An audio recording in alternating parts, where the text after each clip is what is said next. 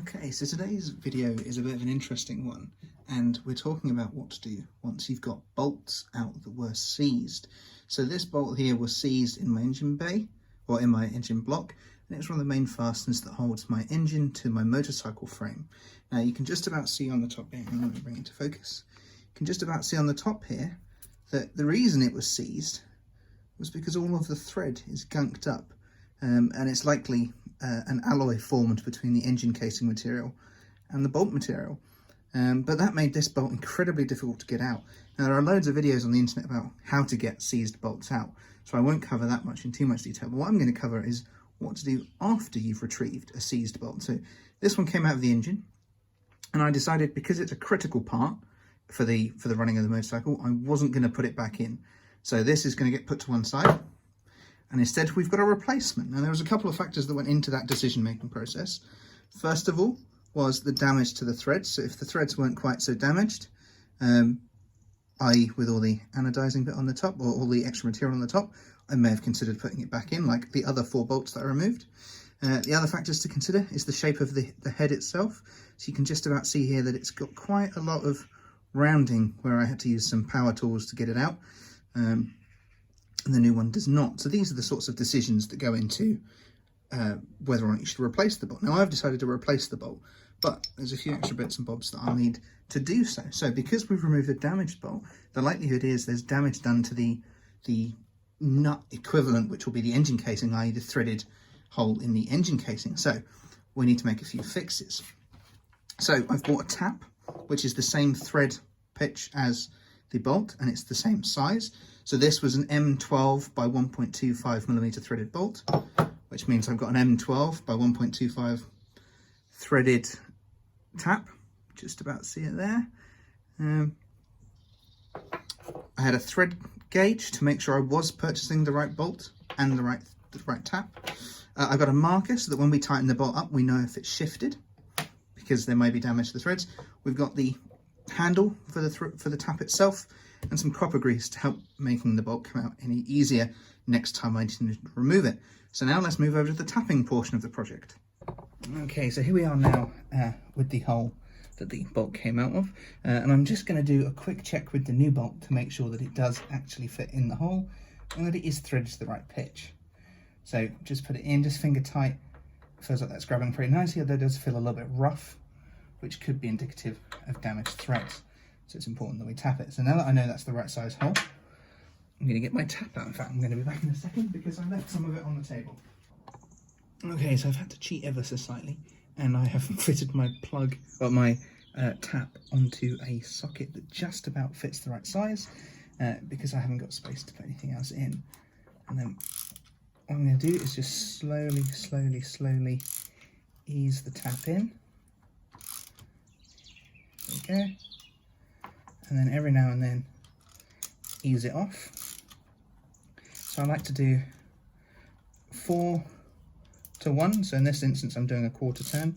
So 1 quarter turn, 2 quarter turns, 3 quarter turn, ease off a quarter, and put it back on, 1 quarter turn, 2 quarter turn, 3 quarter turn, and ease off, 1 quarter turn, 2 quarter turn, 3 quarter turn, 4 quarter turn, 1 out, and just keep going until you've got all the way through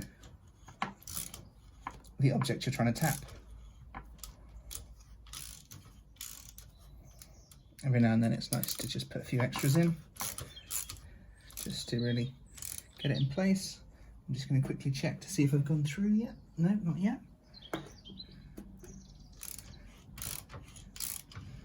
So I can feel it now cutting the rather damaged parts of the threads.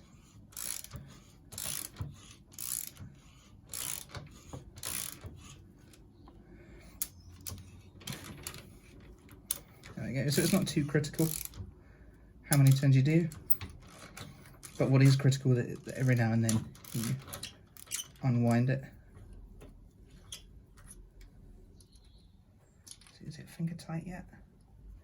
No, not quite. Okay. There we go. I just want to ease it out, these last few bits. There we go. Now I've got the tap out. We can just about see there that there's some swarf left on the tap, which is a sign that it's cut something. Let's check in there to see if we've got any stuff. There's quite a lot of swarf on the inside of the new threaded hole, so I'm going to go and grab some compressed air.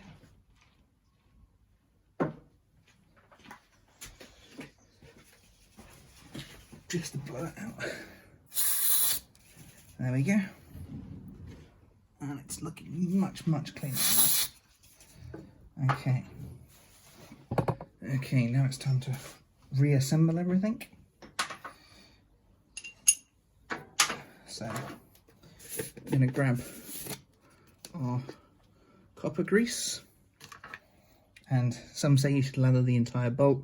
My personal preference is just to stick the end of the bolt in the grease and make sure it's coated. I'm just going to leave it in there for a second whilst I line everything else up that needs to go in this hole, because there is a spacer as well. So the order of operations here is spacer, frame, and then the whole reason I was doing the job in the first place, which is the engine mounted bars. So, oh, got a little bit of extra grease in there, so I'm just going to go grab a rag. Don't quite want that much grease, so just get off the excess. I'm going to put the bolt through here, then rest it on the casing, or on the frame, sorry. So I didn't press record on the camera, but the step we missed there was greasing and installing the bolt. So the bolt is now in with the extra bit that I was installing at the time. So just one last step that I thought would be worth including. Now that the bolt is installed and it's tightened up to the correct setting, and the frame that I was installing, which is why I had to remove the bolt in the first place, is in, it's worth taking a marker pen of some sort and just putting a mark on it so that you can just about see how tight that bolt is supposed to be. So it's kind of hard to see on camera. I didn't do a particularly good job of it, but you can just see the white paint marks align. So if ever I come back to this bike in the future and that bolt is rotated counterclockwise, or rotated in any fashion, I'll know that that bolt has come loose and I'll need to retighten it. So one thing I just thought would be quickly worth mentioning was about the decisions that you make or take when dealing with seized bolts. Now, I mentioned earlier in the video that I decided to replace this damaged bolt because of the critical nature of it, because of the fact it held my engine into my motorcycle, and that's not something I really want to get wrong. So I decided to buy a replacement part direct from the manufacturer, which is why the bolts looked almost identical minus the wear and tear. However, this isn't necessary for all applications, and you may just want to replace the bolt with a similar length and sized bolt. So I have a whole assortment of bolts that I could have swapped it for. If it was, say, an M6, like a littler bolt like this, I would have no problem just taking a new one out and replacing it from my collection of nuts and bolts and trinkets. But like I said, because this is a critical bolt, that's not something I wanted to consider. And that's something that you'll have to consider when you deal with your seized bolts once you've removed them. But an important note to note is making sure you buy the right one. So I didn't have to worry about buying the right one because I bought the direct manufacturer made part, so I knew it was going to be the right size and thread pitch. However, that's not always the case. So what you want to do is, say this was my damaged bolt, you want to get your handy dandy thread gauge and find the right thread for it. So what I'm going to do is, because I know this is a standard thread, so 1mm, I am going to go through my little collection here and find the 1 meter. There we go. Find the one or the standard thread pitch. So this is a standard thread pitch of 1. I don't know if you can really quite see that. I'll make it out on the camera. See if it'll focus. There we go. So that's the grade 1, or the thread pitch 1. And when you line it up here, those teeth go directly into the teeth of the bolts. Can you just about see that there? Now you can't really see the light through it. Let me see if I can get back a better angle. how those go directly into the teeth. That means it's a thread pitch 1. Now the reason this is important to check is because the damage bolt that I removed using the same thread pitch does not necessarily fit. So you see how the gauge is raised? That means it's the wrong size. So now, after a lot of trial and error of searching online, I discovered that this was a 1.25 thread pitch bolt, which is important because it's not going to be the only one like it on, well, machinery in general. So now I have the, oh, you can't see it, can you? The 1.25, see if it'll focus. There you go, the 1.25 thread pitch. Now when I do the same operation and hold it up to the thread, it now falls in there directly and there's no light behind it. We'll just see if I can get it to focus. There we go. So that proved to me that this was indeed a 1.25 thread pitch bolt. So when I looked online before I found the part from the manufacturer, there we go, I had to consider, or I was considering buying just a replacement M12 by 1.25mm threaded bolt. There's one last factor to consider when it comes to replacement of bolts, which is the grade and the material of the bolt. Now, for this bolt, after my searching online, I discovered that it was a grade 9 bolt. So I was searching for a similar replacement, grade 9 bolt, but I couldn't guarantee that it was going to be the right one. And the manufacturer only wanted £2 for the replacement bolt, and I can't argue with that price, which is why I went for the manufacturer, but that won't always be the case. So what you don't want to do is, say you have a set grade M6 bolt, you don't want to replace it for a softer bolt or a bolt of a different material that may end up causing you problems later on if it alloys with the material you're bolting together, or if, say, it's not an anti-rust bolt when it needs to be, it might rust prematurely. So these are all the sorts of things that are worth considering when it comes to dealing with purchasing a replacement bolt.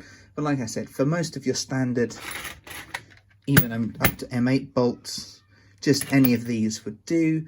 Let's see, I've got quite a lot of M6 bolts, so for all of my non-critical engine casing bolts, they all tend to be M6, and so I'm happy just to throw in one of these of a similar length. Which is also something important. Another thing to consider is whether or not the bolt is threaded all the way to the end. So you see how this has a non-threaded portion on the end here. You're going to want to try and match it like for like when you replace a bolt. Whilst it may not always cause an issue, it might, and it's worth remembering that. So what you don't want to do is a bolt that's slightly too long and therefore doesn't tighten the surface down properly, or one that's too short and doesn't have quite enough grab on it. I recommend whenever you buy a bolt for a job, so let's say this one I think I bought for the engine casings on my Yamaha Phaser some years ago. When I purchased this, I bought a pack of 50, and I still have quite a few floating around, even though I've used them for other things, and they just live in my set of bolt drawers. And that's a really useful tip for whenever you come across these kind of projects. So now the project is complete and the new bolt is in the bike, we still have the old one left to worry about.